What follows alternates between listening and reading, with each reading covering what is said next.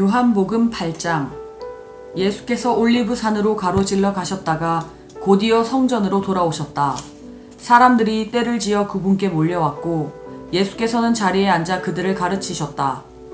종교학자와 바리새인들이 가늠하다가 붙잡힌 한 여자를 끌고 왔다. 그들은 모든 사람이 잘 볼 수 있도록 여자를 세워놓고 말했다. 선생님, 이 여자가 가늠하다가 현장에서 잡혔습니다. 모세는 율법에서 이런 자들을 돌로 치라고 명령했습니다. 선생님은 뭐라고 하겠습니까? 그들은 예수를 함정에 빠뜨려 뭔가 책잡을 만한 발언을 하도록 유도했다. 예수께서 몸을 굽혀 손가락으로 땅에다 뭔가를 쓰셨다. 그들은 계속해서 그분을 다그쳤다. 예수께서 몸을 펴고 일어나 말씀하셨다. 너희 가운데 죄 없는 사람이 먼저 돌로 쳐라. 그런 다음 다시 몸을 굽혀 땅에다 뭔가를 더 쓰셨다. 사람들이 이 말을 듣고는 가장 나이 많은 사람부터 시작해 하나 둘씩 자리를 떴다. 그 여자만 홀로 남자 예수께서 일어서서 여자에게 말씀하셨다. 여자여, 사람들은 어디 있느냐? 너를 정죄하는 사람이 아무도 없느냐? 아무도 없습니다, 주님. 나도 너를 정죄하지 않겠다. 예수께서 말씀하셨다. 내 갈 길을 가거라. 이제부터는 죄를 짓지 마라. 예수께서 다시 사람들에게 말씀하셨다. 나는 세상의 빛이다. 나를 따르는 사람은 아무도 어둠 속에서 넘어지지 않는다. 나는 그에게 빛을 풍성히 주어 그 속에서 살게 한다. 바리새인들이 이의를 제기했다. 우리가 들은 것은 당신 말이 전부요. 우리는 당신의 말보다 더한 것이 필요하오. 예수께서 대답하셨다. 너희가 들은 것이 내 말뿐이라니 너희 말이 맞다. 그러나 너희는 내 말이 참되다는 것을 믿고 의지해도 좋다. 나는 내가 어디에서 왔고 어디로 가는지 알지만 너희는 내가 어디에서 와서 어디로 가는지 알지 못한다. 너희는 너희가 보고 만질 수 있는 것에 근거해서 판단하지만 나는 그런 식으로 판단하지 않는다. 설령 내가 판단하더라도 내가 하는 판단은 참되다. 그것은 내가 좁은 경험에 근거해서 판단하지 않고 나를 보내신 크신 아버지 안에서 그분과 함께 판단하기 때문이다. 이것으로 두 증인의 증언은 믿어도 된다고 한 하나님의 율법의 요건이 충족된 것이다. 너희가 들은 내 말이 그러하다. 나도 너희에게 말하고 나를 보내신 아버지께서도 너희에게 말씀하시기 때문이다. 그들이 말했다. 당신의 아버지라는 분은 어디 있소? 예수께서 말씀하셨다. 너희가 나를 보면서도 나를 알지 못하는데 어찌 아버지를 알기 바라느냐? 너희가 나를 알았더라면 아버지도 알았을 것이다. 이것은 예수께서 성전 헌금한 근처에서 가르치며 하신 말씀이다. 아무도 그분을 잡는 사람이 없었다. 아직 그분의 때가 되지 않았기 때문이다.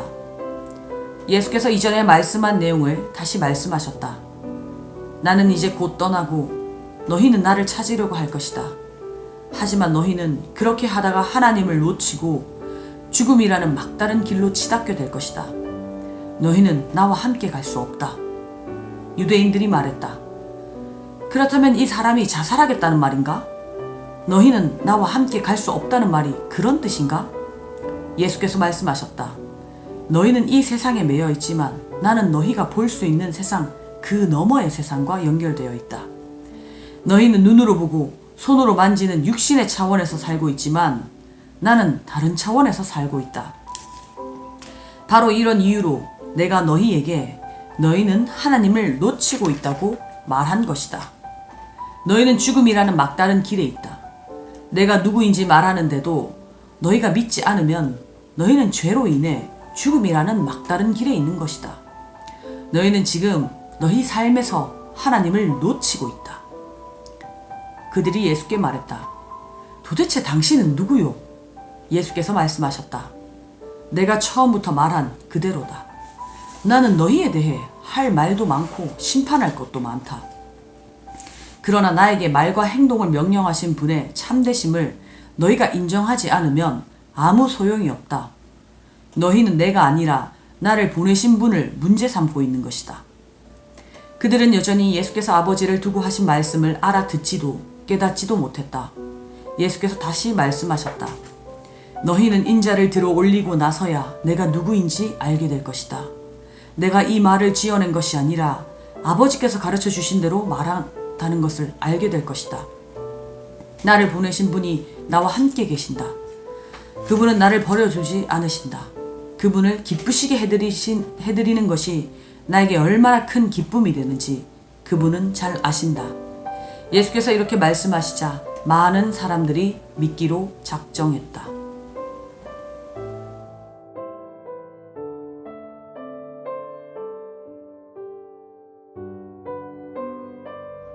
사랑의 하나님, 그 이름을 높여드리고 찬송과 영광을 드립니다. 한 자리에 함께 모여 예배드리지 못하지만 이 시간 한 마음으로 하나님 앞에 나아가기를 원합니다. 한 주간의 삶을 돌아보며 우리의 잘못을 고백하고 회개하니 우리 마음을 깨끗하게 해주세요. 집에 머물러 있는 시간이 길어지면서 가족들에게 괜히 짜증내고 불평하는 일이 많은데 너그러운 마음으로 화목하게 지낼 수 있게 해주세요. 7월부터는 다시 교회에서 모여서 예배하려고 계획하고 있습니다. 코로나 사태가 잠잠해져서 함께 모여 예배 드릴 수 있게 해주세요. 우리가 만나지 못하는 사이 한 학기가 벌써 훌쩍 지나가 2020년도 반년이 다 지났습니다. 우리가 원래 계획했던 일들이 많은 차질이 있었지만 그 가운데서 하나님의 뜻을 분별하며 살아갈 수 있게 해주세요. 우리의 신앙이 나태해지지 않을까 염려됩니다. 이럴 때 매일매일 성경을 읽는 시간을 가지고 잠시라도 기도하는 시간을 가지는 청소년부 지체들 되게 해주세요. 우리의 건강도 지켜주시길 원합니다. 코로나 바이러스에 잘 대응하여 더욱 건강해진 모습으로 만날 수 있게 해주세요. 온라인으로 드리는 예배지만 바른 자세로 예배에 집중하여 나갈 수 있게 해주세요. 이 예배를 준비하시는 전도사님께 더욱 은혜를 더해주시고 말씀 가운데 능력이 되어질 수 있도록 축복 내려주세요. 감사를 드리며 예수님 이름으로 기도드립니다. 아멘.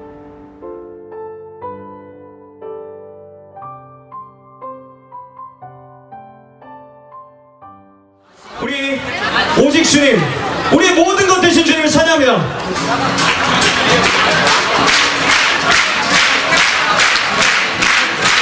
내 모습 연약할 때 주님의 감사 아멘. 나를 최고로 세우시네. 내 영혼 충만하고 내 영혼 충만하고 내 마음 감동해. 연약한 나를 최고로 세우시네. 나의 미래 주소네.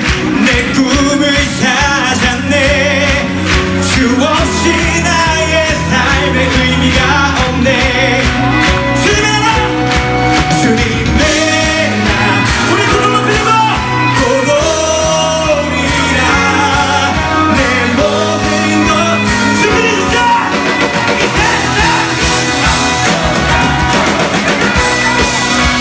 내 안에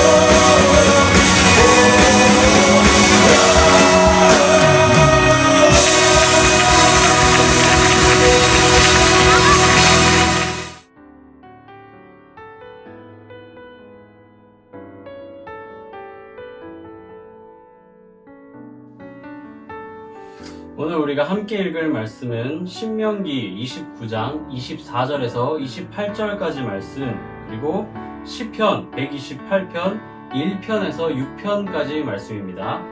두 군데니까 천천히 찾아서 함께 읽도록 하겠습니다. 신명기 29장 24절에서 28절, 그리고 시편은 128편 1편에서 6편까지입니다. 다 찾으신 줄 알고 함께 읽도록 하겠습니다.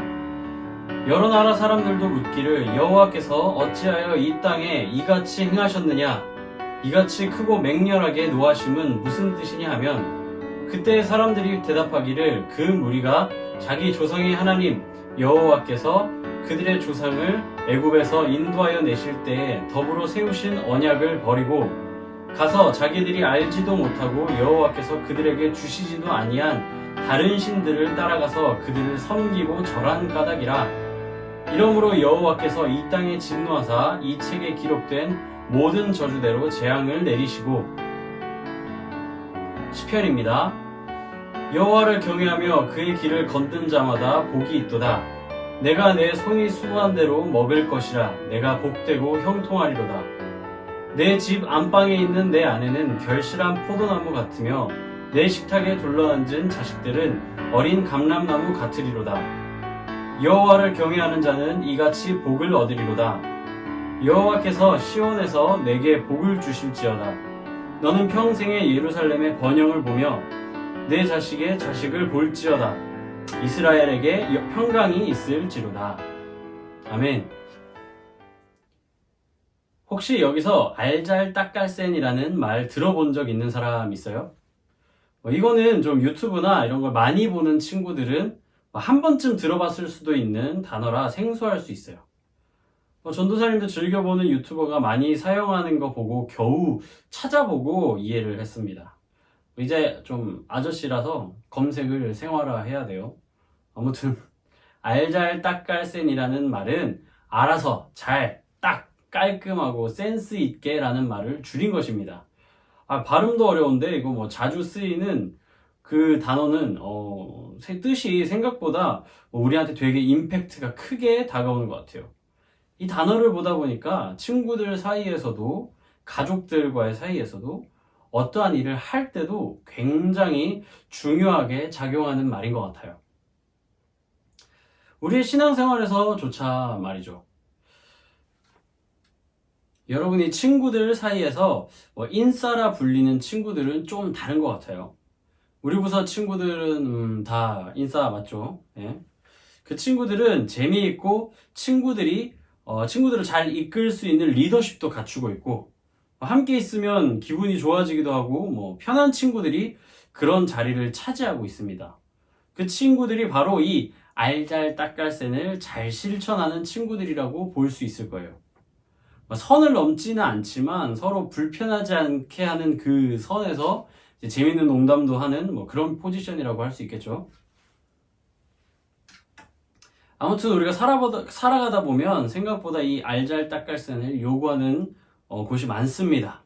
이게 참 애매하죠. 열심히 하라는 거야, 아니면 어떻게 하라는 거야. 무슨 의미인지도 모르겠지만, 무슨 뜻인지도 잘 모르겠지만 감은 오죠. 대체 이게 무슨 말인지. 신앙생활을 하면서도 마찬가지입니다. 여러분이 하나님과 우리의 관계가 어떻게 해야만 하나님이 기뻐하시는 일이 되는지, 혹은 우리가 어떻게 해야 죄를 조금이라도 짓지 않고 살아갈 수 있는지에 대한 그런 고민들이 여러분과 저에게는 분명히 있을 거예요.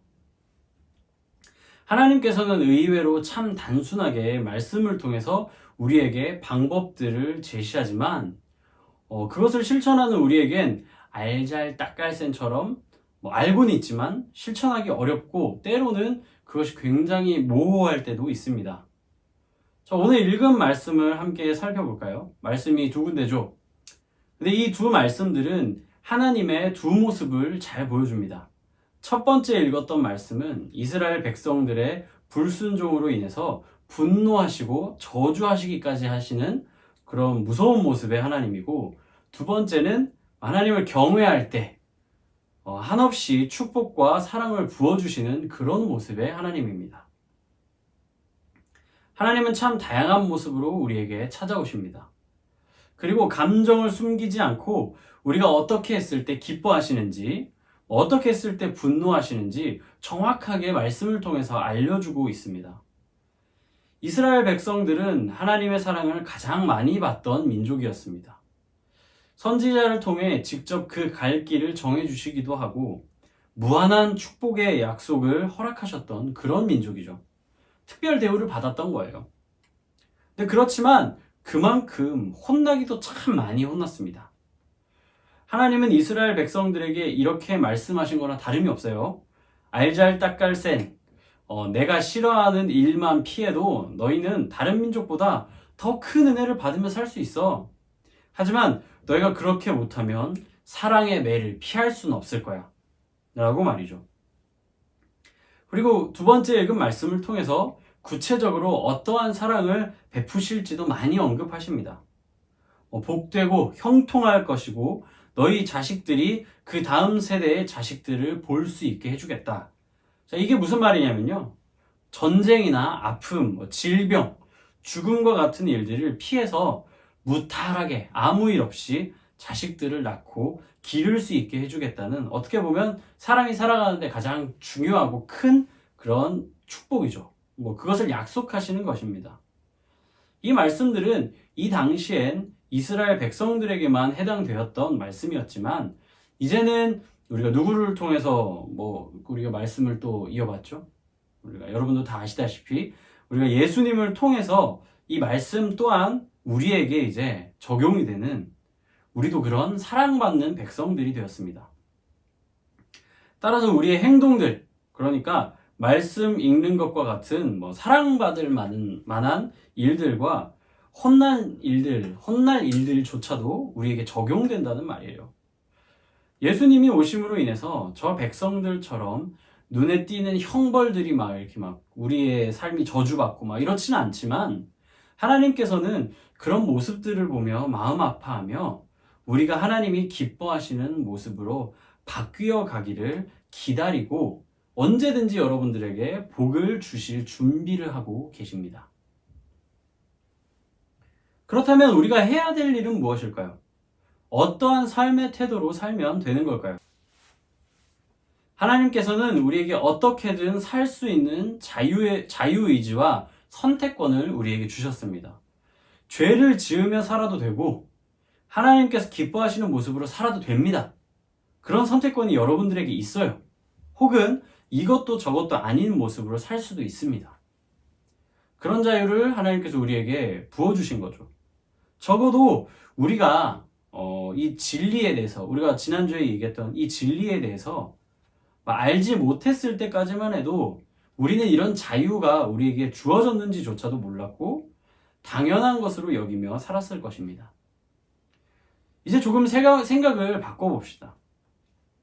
우리가 하나님의 복을 받고 우리가 좀 더 제대로 살아가려면 하나님을 경외하며 하나님을 높이며 하나님의 마음을 쫓아가며 사는 것이 중요하다는 것을 말이죠. 우리가 그리스도인이 아니고 우리가 하나님의 복을 받은 사람들이 아니라면 꼭 그렇게 살 필요가 없죠. 그렇지만 우리는 하나님께 복을 받은 사람임에는 틀림이 없습니다. 그리고 하나님께서 더욱 사랑하시겠다고 우리를 만나주셨기 때문에 우리는 그 사랑에, 그 은혜에 보답할 필요가 있습니다. 바로 하나님을 경외하고 하나님을 높이는 것으로요. 저는 우리 청소년부 친구들이 지금부터도 충분히 실천할 수 있다고 생각합니다. 말씀을 사랑하는 거 쉽지 않지만 한번 읽어볼 수 있잖아요. 찬양하는 거 어색하지만 흥얼거려 볼 수 있죠. 기도하는 거, 기도는 여러분들이 해봤잖아요. 여러분들이 할 수 있는 것이라는 것을 여러분들이 누구보다도 잘 알죠. 그것이 여러분이 하나님을 경외하는 방법이고 하나님께서 여러분에게 더 큰 복을 주시려고 할 때 여러분이 취해야 할 액션입니다. 행동입니다. 어렵지 않아요. 우리가 믿는 사람으로서 살아간다는 것은 그런 삶을 이야기합니다. 사랑하는 청소년부 친구들, 기왕 우리가 인생을 살면서 하나님을 계속 믿고 살아갈 것이라면 제대로 한번 믿어보는 것도 나쁘지 않을 거예요. 세상은 세상과 다른 우리들에게 이상하다고 말하고 이해할 수 없다고 손가락질할 것입니다. 하지만 그들은 진리를 알지 못하는 사람들이기 때문에 그렇게 말하는 거예요. 여러분들은 진짜 진리를 알고 있기 때문에 그런 사람들과 구분되어집니다. 그러니까 당당하게 하나님이 기뻐하시는 모습을 여러분이 스스로 선택해서 살아봅시다. 기왕 믿는 거 제대로 알아서 잘, 딱, 깔끔하고 센스 있게 해보자는 겁니다. 그럴 때 하나님은 여러분의 인생 가운데 찾아오셔서 엄청나게 놀라운 일들을 경험하게 하실 것이고 여러분의 인생은 달라질 것입니다. 그런 인생을 기대하며 기도하며 기다리며 여러분들이 살아가기를 축복합니다. 제가 기도하고 주기도문함으로 예배를 마치겠습니다. 사랑의 하나님 감사합니다. 우리는 말씀을 통해 하나님이 진노하시는 일과 하나님이 더욱 복 주실 만큼 기뻐하시는 일이 어떤 것들인지 알게 되었습니다. 우리에게 마음껏 선택할 자유의지를 주시고 잘 따라오라고 진리도 보여주시고 앞으로도 더욱 복 주시고 사랑해 주시겠다는 하나님의 마음을 우리가 더욱 이해하고 그 마음속에 받아들이도록 인도해 주세요. 우리는 연약해서 알아서 잘 하지 못할 때가 더 많습니다. 그때마다 우리를 올바른 길로 인도해 주시고 우리가 끝끝내 하늘나라 가는 그날까지 하나님의 기쁨이 되기를 간절히 바랍니다. 사랑합니다. 감사합니다. 예수님 이름으로 기도드립니다. 아멘. 하늘에 계신 우리 아버지, 아버지의 이름을 거룩하게 하시며 아버지의 나라가 오게 하시며 아버지의 뜻이 하늘에서와 같이 땅에서도 이루어지게 하소서. 오늘 우리에게 일용할 양식을 주시고 우리가 우리에게 잘못한 사람을 용서하여 준 것 같이 우리 죄를 용서하여 주시고 우리를 시험에 빠지지 않게 하시고 악에서 구하소서. 나라와 권능과 영광이 영원히 아버지의 것입니다. 아멘.